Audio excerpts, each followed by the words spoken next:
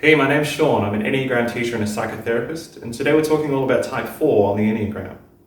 Type 4 goes by a couple of different names. They're often called the Individualist, the Romantic, or the Artist. And these names suggest a character who's very independent, who's quite expressive and empathetic and sensitive as well. Type 4s are really great to have around when you're going through a difficult time because they're very familiar with the darkness of life and of humanity, and so they're eager to engage with that kind of thing. However, Type 4s can be quite moody and dramatic, which can make them difficult to be around and difficult to be in relationship with. Type 4s have a nasty habit of pulling people in and getting very attached and suddenly dismissing them or pushing them away, which can create a lot of confusion for people who are in relationship with Type 4s. I should flag for this video that I'm a Type 4, and I might not look like what you expect of a Type 4. Type 4s, out of all the Enneagram types, have the most stereotyped in the sense that people have a very narrow vision of what 4s are supposed to be, which is over the top and dramatic and kind of a struggling artist. However, there's actually a lot of variance in the ways that Type 4s can show up, which relates to the subtypes, and that's something we're going to cover a little later in this video. Starting with the origins of this type, the basic unconscious belief for Type 4 is that the world abandons me, that something important is missing. These are two separate statements, but they're interconnected. Starting with the abandonment piece, many 4s talk about an early experience in childhood where they experienced a loss or an abandonment. This can happen in a wide variety of ways. It can mean the death of a cherished pet or perhaps a grandparent. It can mean their parents getting divorced and one of their parents leaving. Or it can mean an actual abandonment in the sense that they lost their parents and were put into foster care or were orphaned. And so this experience leads to this very core sense that there's just something missing in the world. But 4s can't really identify exactly what that thing is that's missing. Perhaps it's love, but it's more complex than that. So 4s kind of go on this lifelong quest, as it were, to try to recover and find out what it is that's missing and fill that hole, without ever actually being able to do that. 4s are kind of trying to get back to that initial state of wholeness where things were great before that initial episode of abandonment or loss. And this then leads to 4s feeling very misunderstood because nobody seems to really get it. Nobody seems to really understand what it was like to experience that initial abandonment. And in some ways, they themselves don't understand it either because it happened so long ago to this little kid version of themselves. So 4s are very inward focused in the sense they're constantly looking inwards, searching their feelings, searching their own experience, trying to make sense of themselves and make sense of the world that they live in order to somehow resolve this belief. The catch of this all being, of course, that the belief is not resolvable. It's not something that can be fixed. There's nothing that 4s can ever do or get in order to fill that hole. It's just the way it is. Type 4s belong in the heart center of the Enneagram, and the core emotion is shame. Now, unlike Type 2s who are in conflict with their shame and Type 3s who are suppressing their shame, Type 4s are overdoing their shame. This links back to the initial core belief that we just discussed. Many 4s kind of believe that that initial loss or abandonment that occurred was because of them. And therefore there's this sense that there's something fundamentally wrong with them, there's something broken about them inside. And therefore, the something that is missing is whatever's out there that they feel that they could just kind of slot into place that could then make them whole again and therefore make them lovable. However, this is an endless chase because if you're fundamentally constantly believing that there's something wrong with you, you're never actually going to be able to fill that hole. And this ties in with the actual definition of what shame is. We can talk about embarrassment or humiliation, which is more about something that you've done being worthy of criticism or negativity. Whereas shame is more about something about you. There's something fundamentally wrong with you that deserves criticism or negativity. As being a heart type, that means a Type 4 is an image type, and the particular image that Type 4s are trying to project out into the world is being unique and special. The basic justification for this is that you wouldn't throw away someone who's unique or special. You wouldn't reject them, you wouldn't abandon them.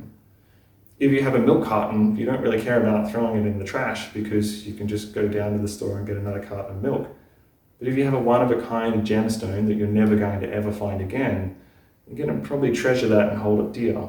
So the notion of being special is that if you are special and unique, people are going to want to hold on to you. They won't want to reject you. The irony being that 4s are so terrified of being rejected and abandoned again that they'll often push other people away before they themselves get rejected and abandoned again. The passion for 4 is called envy, and this is a sense that there's something missing inside of the 4 that can be found outside of their experience. And if they could just get that thing, then they'd become whole again and be lovable once more. So 4s are constantly looking out into the world and observing other people who seem happier, who seem luckier, who seem more successful, or just to be functioning better in life. And there's this sense that if they could just get whatever that person has, then maybe everything would be okay and things could just go back to the way that they should be. The problem with this is that the goalpost keeps moving. It's impossible to satisfy this envy. So you could take an example of a woman who's single and yet her best friend has a really loving boyfriend. So she'd sit and bemoan about how her best friend is so happy and she's so miserable because she's alone. And then when she finds a partner, it turns out her best friend has just gotten married. So she'll be wondering the whole time why she isn't married. Does her boyfriend not love her because he's not proposing to her? And when eventually she does get married, then her best friend has a house. And so the problem will become that she's living in this apartment and she hates it, and why can't she just have a house like her best friend does? And then when they eventually get a house, her best friend has a baby. So, I wish I could get pregnant. Why does my husband not want to have a baby with me? What's wrong with me? And on and on and on and on. And so envy is this treadmill of just constantly going through, looking at life and seeing what's missing, what you need in order to be complete and whole once more, and then chasing that thing, only to realize that when you get to that point, there's something else that you want to fill that envy. The defense mechanism for type 4 is called introjection. I think out of all of the defense mechanisms for Enneagram types, this is perhaps one of the more confusing ones. And I think part of the reason for that is that there's a lot of weird explanations out there about what introjection is. So what I'm going to do is talk about what I think they're saying, and then I'll talk about my experience of introjection. What I believe other people are trying to say is that introjection is about internalizing another figure. So, for example, if you have a kid whose dad left, he then internalizes the figure of his dad to try to shield against his experience of being abandoned. That's my understanding of what they're trying to say. My experience of introjection is quite different from that, and it's the sense of it's the opposite of what type 6s are doing. So 6s will experience an emotion like fear, for example, and then externalize it outwards and say, that person is making me feel afraid. Whereas my experience of introjection is the opposite. Something's happening outside of my experience, and that's because of me. It's because I'm bad, I'm flawed, I'm wrong, people don't like me. An example of this, let's say I have an arrangement to go coffee with a friend. On the day of the meeting, I get a message from the friend saying, hey, I'm really sorry, something's come up, I can't meet you today.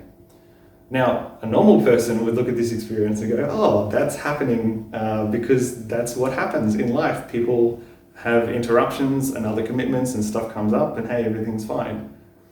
But the 4's version of this is, okay, well, they've cancelled because they don't like me or there's something I've done wrong. So it instantly goes to that. It's not a conscious process at all. It's completely unconscious that I internalize everything that happens. And so if someone's angry, they're angry at me, or they're angry because they've done something wrong, not because they're having a separate experience. If someone does something wrong or makes a mistake, I probably could have helped them or explained things better to them. So they've done that because I didn't do something. And so it's a constant cycle of believing that whatever's happening outside of my experience is because of me, because I've done something. And it sounds really quite selfish and solipsistic almost, but it's not intended to be that way. My understanding of why this is happening for me, and perhaps for most 4s as well, is that it actually gives us a sense of control. Being abandoned and being rejected and disappointed is really, really difficult because it feels so out of control. There's nothing you can do about it. It just happens and other people do these things and then you're just kind of feeling left alone and helpless. So believing that it's something that I did or something that I can change to kind of avoid that happening again gives me a sense of control over what feels so uncontrollable. As I mentioned before, there's a lot of variance in the ways that type 4s can show up, and this relates to what's called the subtypes. There are 9 Enneagram types, and each type can be broken down further into 3 subtypes. For each type, these subtypes are distinct from one another, but the distinctions are perhaps no more pronounced than for type 4s and type 6. The central theme for the type 4 subtypes is how they manage and resolve and express their envy and their suffering. The social 4 is perhaps the archetypal quintessential 4. It's what most people think of when they think of type 4. These are fours that are dramatic and emotional and moody, and they're very just expressive with their suffering and really letting other people know what it is that they're lacking, but they don't necessarily take a lot of action towards getting what it is that they feel they're lacking. The sexual four is perhaps the most angry of the fours and perhaps all of the Enneagram types in total. They're very arrogant and competitive, and the notion is that if I'm going to suffer, I'm going to make you suffer as well. I'm going to drag you down with me to kind of help me to feel justified or defend against any feelings of inadequacy or lack. The self-praise four, which is what I am, is more about internalizing suffering. They're long sufferers. There was an early message that it's not okay for you to suffer, you just need to suck it up and get through it. And if you do express your emotions, then that's bad. And so these fours will just kind of keep everything in and just put their nose to the ground and do the work, believing that, well, yes, there's things that they envy and they lack, but if they can work really hard, then they can get that and then feel complete. The problem, of course, being, as we've already discussed, that the goalpost keeps moving. So self-praise fours can work themselves relentlessly hard, thinking that just over that next hill, I'm going to get what I want and everything's going to be fine, but never actually getting there because there's another hill in front of that. The growth path for type 4s involves them becoming more objective. Type 4s overvalue their subjective experience in the sense that they equate how they feel about things to what's true and what's real. Whereas there's actually a whole objective reality out there that has nothing to do with how they feel or think about things. You can feel that the vase that you own is actually a penguin, but no matter how much you feel that that vase is a penguin, it's still going to be a vase. And so there are limitations to the extent to which your feelings actually become true. And this isn't to devalue someone's subjective experience, because the lived experience is important and influences how they view the world. But type 4s really need to learn the value of actually just contending with reality itself.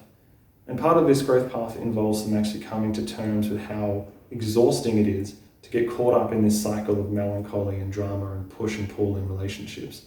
And even as a self-praise 4, this is something I've had to contend with because it is really exhausting. So when type 4s are able to grow, they start showing up more like healthy ones. They become very principled, rational, objective people who are just kind of dealing with reality as it is rather than getting bogged down in their feelings. And what this often looks like is them just kind of taking reasonable, measured, actionable steps towards their goals. So rather than kind of sitting around in envy and realizing all the things you don't have and want, instead just actually making steps towards getting what you do want. And the beauty of this is that when type 4s actually put this into action and start achieving things, they actually feel a lot better about themselves because they are doing something and they recognize that they do have positive qualities and do have the capacity to improve their experience. So now for the question on everyone's mind, which is what the hell do I do to navigate relationships with type 4s? Yes, relationships with type 4s can be really difficult because of all the drama and the moodiness and the ups and downs and the push-pull. Even if you're just friends with a 4, it can be hectic. So here's what I would say about that. You need to never try to resolve things for 4s. Type 4s ultimately are looking for someone to rescue them. They're looking for someone who will swoop them up in their arms and say, don't worry, I'm going to take care of everything, and I'm going to love you unconditionally. They're not looking for a partnership in the sense they want to give and take of this. They're not looking for someone who can save them so they can save someone else. No. Ultimately, what they want is to return back to a childhood state of being with a parent who can love them unconditionally and take care of all their wants and needs, and they can just kind of be whole again. You're not going to be able to do this. No one will. The only thing that can really help for 4s is for 4s to save themselves, and they have to get there on their own. You can't make that journey for them. What I would say instead is that the best way for you to engage with 4s is to just be present, not try to resolve things.